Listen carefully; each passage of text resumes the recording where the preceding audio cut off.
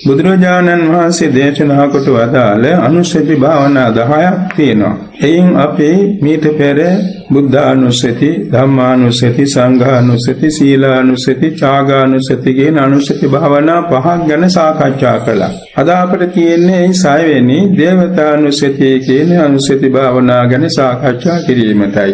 දේවතානුස්සතිය කියන්නේ මේ දෙවියන්ගේ නම් කියමින්, දෙවියන්ට යාඥා කරමින්, දෙවියන්ට පුද පූජා පවත්වමින් කරන අනුස්සතියක් එහෙම නෙමෙයි. දැන් බොහෝ දෙනා කරන දෙවියන් සිහි කරනවා. මොකක් හරි වැරදිනමක් වුණොත් දෙවියන්ගේ පිහිටයි කියනවා. ඔය වාගේ පළපුරුද්දක් මිනිස්යන්ගේ තියෙන්නේ. නමුත් මේ දේවතානුස්සතිය කියන්නේ ඒක නෙමෙයි.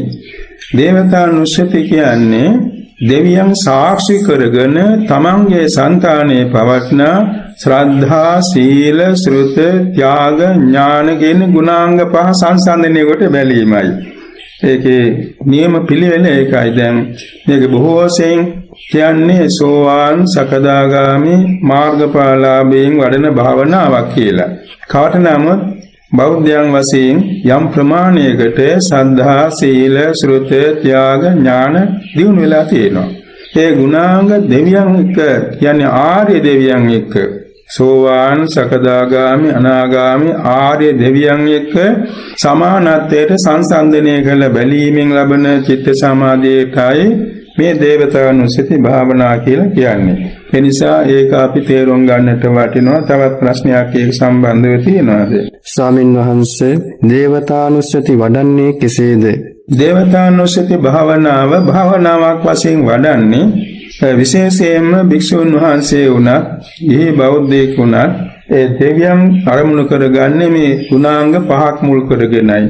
පළමුවෙන් තමා සීලයක පිහිටනවා. සීලයක පිහිටා විවේක ස්ථානයකටලා සීලය ආවර්ජනා කරලා භාවනා පූර්ව කෘත්‍යයක් සම්පූර්ණ කරලා හිතනවා තමන්ගේ సంతානයේ ශ්‍රද්ධාව තියෙනවා, සීලය තියෙනවා, ශ්‍රුතේ තියෙනවා, ත්‍යාගයේ තියෙනවා, ප්‍රඥාව තියෙනවා. කියලා තමන්ගේ సంతානයේ ගුණාංග 5 තියෙන හැටි හිතින් බලනවා.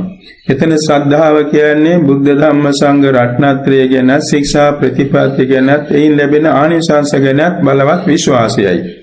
ඒ බලවත් විශ්වාසවන්තකමින් ඇති වෙන ප්‍රසාදයට කියන ශ්‍රද්ධාව. සීලය කියලා කියන තමන් රාක්න සීලයයි. තමන්ගේ සීලය අර අඛණ්ඩ, අච්චිද්‍ර, අසබල, අකල්මාස, බුජිස්ස, විඤ්ඤුක්ක, සත්, අපරාමට, සමාධි සංවත්තනික කියන අංග 8න් අනුව රැකිලා තියෙනවා. ඒ පිරිසුදු සීලය තමන් సంతානයේ තියෙන බව බලනවා. ඊළඟ ශ්‍රුතිය කියන්නේ තමන්ගේ సంతානෙහි ධර්මඥානෙ හා භාවනාඥානෙ ගැනයි. තමයි යම් පමණ ධර්මයේ අසල දරාගෙන ඉන්නවා නම් ඒක ශ්‍රුතිය.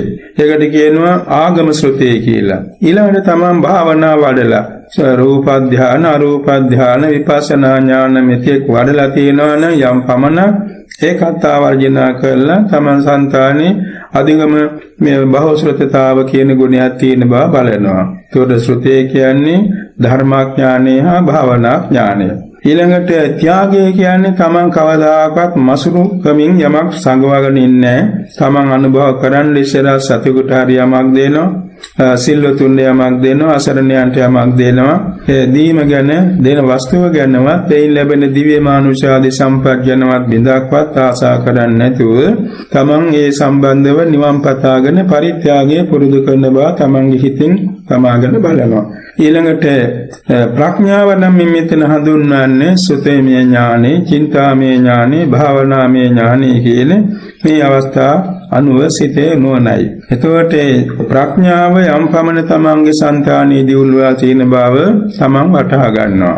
මෙන්න මේ කරුණ තමන්ගේ సంతානයේ විද්‍යමානව සත්‍ය වශයෙන් තියෙන බව නුවණින් වටහාගෙන ඊළඟට හිතනවා මේ මනුලවදී මේ පංච ධර්මයේ ශ්‍රද්ධා, සීල, ශ්‍රුත, ත්‍යාග, ඥාන දියුණු කරලා සෝවාන් ආදී මාර්ගඵල ලබාගෙන චාතුරු මහා රාජික දිව්‍ය ලෝකයේ දෙවියෝ අද ඉන්නවා.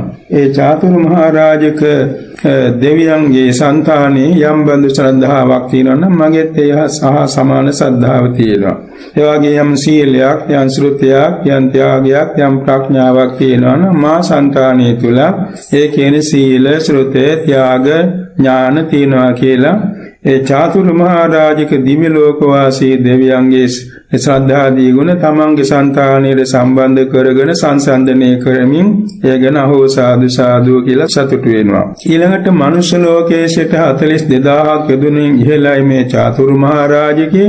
එයින් එහාට 42000ක් යදුන් දුර තමයි මේ තවතිසා භවන පවතින්නේ. ඒ තවතිසා භවනයේත් මේ වාගේ ආර්ය දේවතාවෝ ඉන්නවා.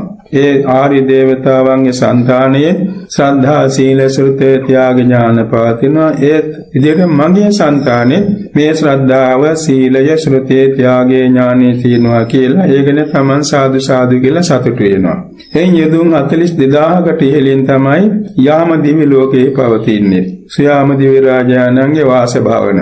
එහිදී ඒ ආර්ය දේවතාවන්ගේ సంతානෙත් පවත්නා ශ්‍රද්ධා සීල සෘත ත්‍යාග ඥාන මගේ సంతානෙත් ඒ ගුණාංග පවතිනවා කියලා සංසන්දනය කොට හිත ප්‍රමෝදයට පමුණවා ගන්නවා. එයින් යදුන් 42000කට ඉහළින් තුසිත දිව්‍ය ලෝකේ පවතිනවා. එහිදී ඉන්න ආර්ය දෙවි දේවතාවොත් මේ මනුලොවදී ඒ ගුණාංග දිනු කරගෙනයි දේවත්වයට පත් වෙන්නේ. මගේ సంతානෙ මේ ශ්‍රද්ධා සීල සෘත ත්‍යාග ඥාන ඒහා සමානව පවතිනවා කියලා ඒගෙන ආමෝදනය වෙනවා. ඊළාට එයින් යදුන් 42000කට ඉහළින් නිර්මාරාති දිව්‍ය ලෝකේ පවතිනවා.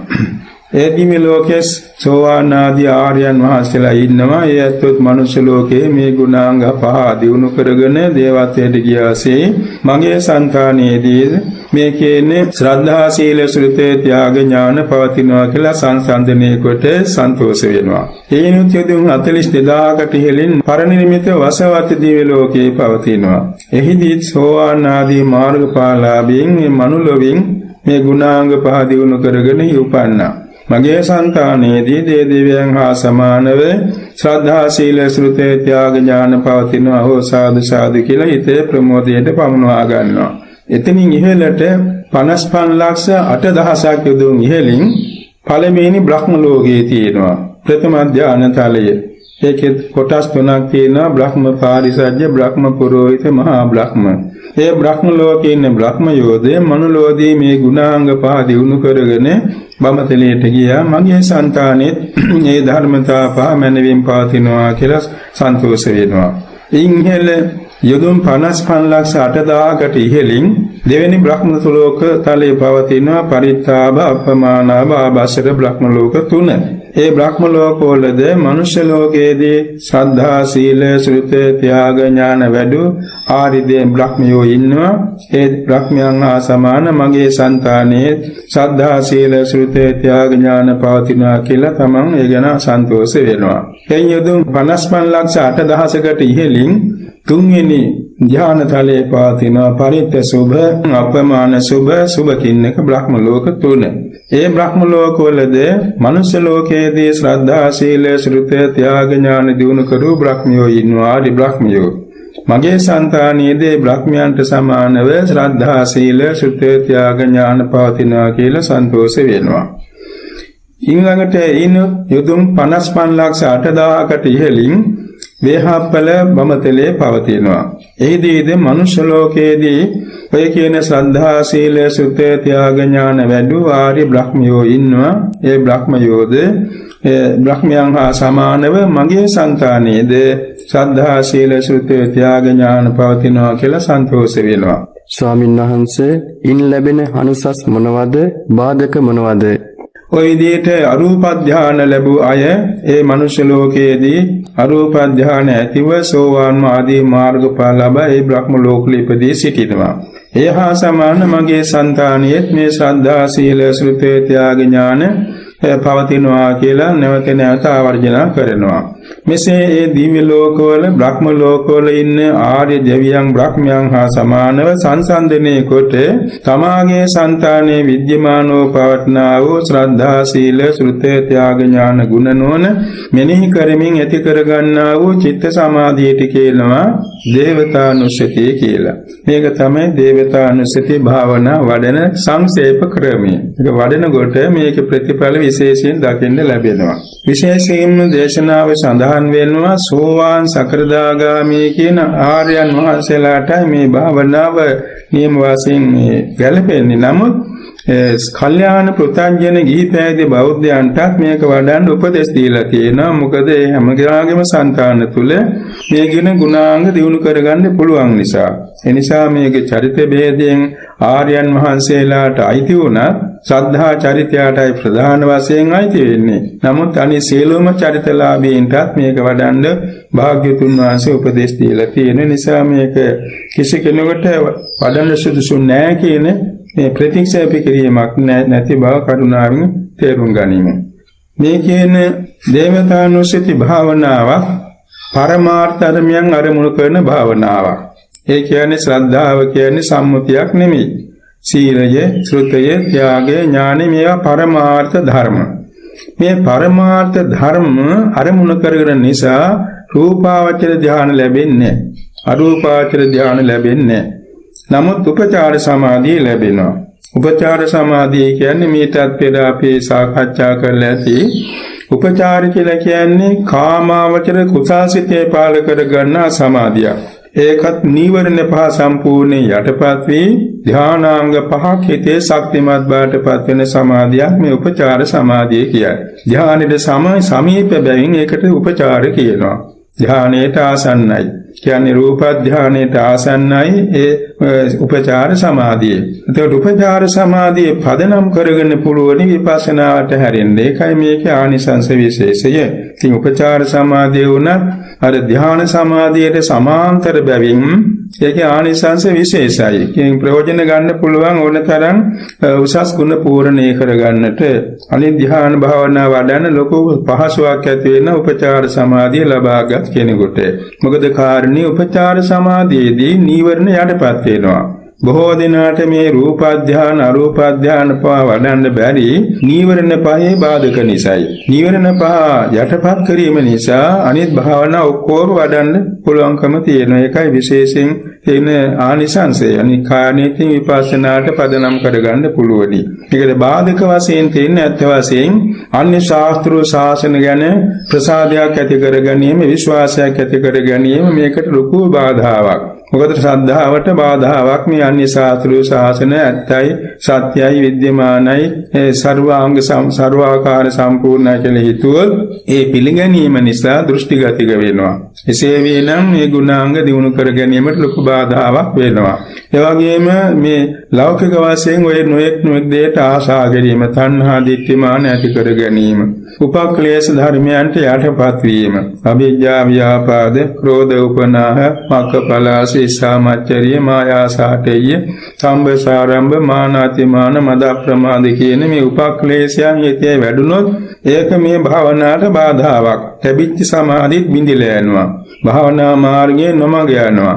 මේක තමයි මේවට තියෙන බලවත් බාධාවන්. ඒ නිසා මේවා තේරුම් අරගෙන ඒවා සිතේ පාලන නොවන හැටියට අදිෂ්ඨාන බල ඇතුව භාවනාවේදීම සාර්ථක ප්‍රතිඵල නෙලා ගන්න ප්‍රයෝජන වෙනවා. අවසරයි ස්වාමින් වහන්සේ. දේවතානුස්සති භාවනාවෙන් විදර්ශනාවට හරවන්නේ කෙසේද? විශේෂයෙන් දේවතානුස්සති භාවනාව වඩා උපචාර සමාධිය ලබාගත් යෝගාවචරයෙකුට ගුරු උපදේශ හරියට ලබාගෙන විපස්සනාට හැරෙන්න පුළුවනි. ඉතින් උපචාර සමාධියේදී තමන්ගේ సంతානයේ ආලෝකයක් ඇති වෙනවා යම් පමණක්. අර ධ්‍යාන සමාපatti ආලෝකයේ තරම් මේ දීප්තිමත් නුවණට යම් ප්‍රමාණික ආලෝකයක් ලැබෙනවා. මේ ආලෝකයේ තමන්ගේ ශරීරයේ කූඩුවට යොමු කරලා මේ ශරීරයේ තියෙනවා ධාතු 4ක් පඨවි ආපෝ තේජෝ වායෝ. ඔය ධාතු හතරේ ලක්ෂණ 12ක් තියෙනවා. ඒවා අරමුණු කරගන්න උත්සාහවන්ත වෙනවා. පඨවි ධාතුවේ ලක්ෂණ 6ක් තියෙනවා. ආපෝ ධාතුවේ, තේජෝ ධාතුවේ, වායෝ ධාතුවේ ලක්ෂණ 2 පවතිනවා. සියල්ල 12යි. ඒවායේ ලක්ෂණ අනුව මේ සතර මහා ධාතු ශරීරයෙන් තෝරා ගන්නවා, නැත්නම් වෙන් කරගෙන දැක ගන්න සමර්ථ වෙනවා. ඒ වෙන් කරගෙන දකින්නකොට ඒ අභ්‍යන්තරයේ තියෙනවා සුද්ධාෂ්ටක වෙන රූප 8. ඒ කියන්නේ පඨවි, ආපෝ, තේජෝ, වායෝ, වර්ණ, ගන්ධ, රස, ඕජා කියන මේ රූප 8 පවතිනවා. ඔය හැම සතර මහා ධාතු එකක් ගානේ මේ කියන කොටස් 8 එකතු වෙලායි පවතින්නේ. තනිකර එක ධාතුවක් පවතින්නේ නැහැ. එනිසා මේ සුද්ධාෂ්ටක රූප සහිත රූපකයේ ඒ රූප කොටස් දකිනකොට ඊළඟට තමන්ගේ හිතේ ආලෝකයේ විහිදුවන හෘද වස්තුවෙහි තියෙන ඒ සුද්ධාෂ්ටක රූප සහිත කර්ම සමුට්ඨාන රූප කලාපක් නැත්නම් ඒකේ මේ සසම්බාර වශයෙන් එකට එකතු වෙලා තියෙන රූප 54ක් තියෙන හෘද වස්තුවේ ඒක වෙන් කර ගන්නවා. ඒ වගේම චක්සු ප්‍රසාදයේ චක්සු වස්තුවට යොමු කරලා ඒකේ රූප 54ක් සොයා ගන්නවා. කොහොම ගාන ප්‍රසාදයේ ගාන වස්තුවේ ජීවා වස්තුවේ එකක් ගානේ රූප 54 වෙන් කරගෙන බලනවා. ඊළඟට කාය වස්තුවේ රූප 44ක් පවතින ඒක වෙන් කර ගන්නවා. එවාගේම ජඨරාග්නිය සම්බන්ධව තියෙන කර්මජ රූප අතුරෙන් ජීවිතේන්ද්‍රිය නාමක රූප කලාපේ වෙන් කර ගන්නවා. මේම කර්ම සමුට්ඨාන රූප කලාප වෙන් කරගෙන ඊළඟ චිත්ත සමුට්ඨාන රූප වෙන් කර ගන්නවා. පුතු සමුට්ඨානක රූප කලාප වෙන් කර ගන්නවා. ආහාර සමුට්ඨාන රූප කලාප වෙන් කර ගන්නවා. මේම තමන්ගේ ශරීරයේ රූප කොටස් ඔක්කොම දැක ගන්න සමර්ථ වෙනවා. ඊළඟට මේ බාහිර අවිඥානික වස්තු තුල සවිඥානික පුද්ගල සංතාන තුල තියෙන රූප ධර්ම වෙන් කර ගන්න සමර්ථ වෙනවා. ඊළඟට තමාගේ సంతානයේ නාම ධර්ම චිත්තචෛතසික ධර්ම ගාන වශයෙන් තෝරාගෙන ඒවා වෙන් කර ගන්නවා. බාහිර සත්ත්ව సంతාන තුලත් නාම ධර්ම වෙන් කර ගන්නවා. මේ මධ්‍යස්ථ බහිද්ධා නාම රූප ධර්ම වෙන් කරගෙන ඒවායේ ලක්ෂණ රස පච්චුපට්ඨාන පදට්ඨාන මේවා තෝරාගෙන හේතුඵල සම්බන්ධතාවයේ අවබෝධ කරගන්න සමර්ථ වෙනවා. ඒ අවස්ථාව වෙනකොට හිතේ අර විපස්සනා ආලෝක තීක්ෂණ වෙන බැවින් උද්‍යාවේ ඥාන භංග ඥාන භය ඥාන ආදී ඥාන උපදවා ගන්න සමර්ථ වෙනවා. එසේ ධ්‍යාන භාවනාවට වඩා තීක්ෂණ වූ විපස්සනා ආලෝකයේ වැඩි දියුණු වෙන්න ඉතින් විපස්සනා ඥාන දියුණු වෙලා යම් වෙලාවක තමන්ගේ సంతාන ඉන්ද්‍රිය බල බොජ්ජංග මාර්ගාංග ශක්තිමත් වුණා නම් ඒ අනුව පිරුපාරමී ධර්මයන් පරිපූර්ණ නම් සෝවාන් මාර්ගඵල සකදාගාමී මාර්ගඵල අනාගාමී මාර්ගඵල අරහත් මාර්ගඵල දක්වාම උසස් ලෝකෝත්තර ගුණ පූර්ණණය කරගන්න මේ භාවනා පදනම් වෙනවා. ඒකයි මේ භාවනාව විපස්සනාට හැරීමේ කෙටි කරමේ මා හඳුන්වන්නේ. ස්වාමින් වහන්සේ දෙවියන්ට ඊටමත් ප්‍රියමනාප වූ ආර්යයන් වහන්සේ කවරෙක්ද?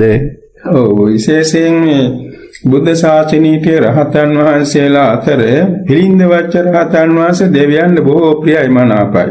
ඒ මක්නිසාද පූර්ව ජාතිවල උන්වහන්සේ චක්‍රවර්ති රජ වෙලා ලෝවැස ජනතාවට මේ ශ්‍රද්ධා සීල ශ්‍රුත ත්‍යාග ඥාන පුහුණු කළා.